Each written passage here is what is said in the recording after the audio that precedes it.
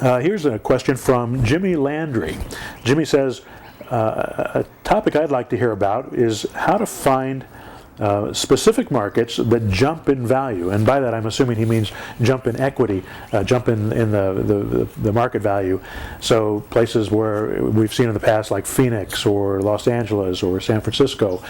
We've seen it on the West Coast in Boston, and we've seen it down. I'm sorry, on the East Coast in Boston. We've seen it down southeast in Florida.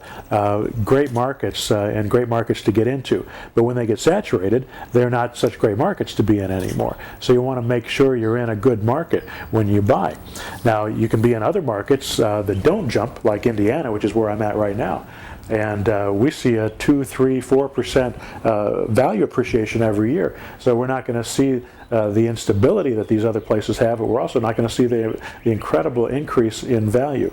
Now, actually finding those markets is a whole day seminar in itself. It's a huge undertaking going through that process. But I think if you get online, start looking at where the values are moving up, you can probably fairly safe to go into those areas and buy those properties. I've seen people do it different ways. Some people go in and they'll put a lot of money in. Like we'll see this down in South Florida, where people will go and they'll buy the condos for $300,000, $400,000, $500,000, $600,000. They'll buy condos hoping that they're going to appreciate 25, 30% a year.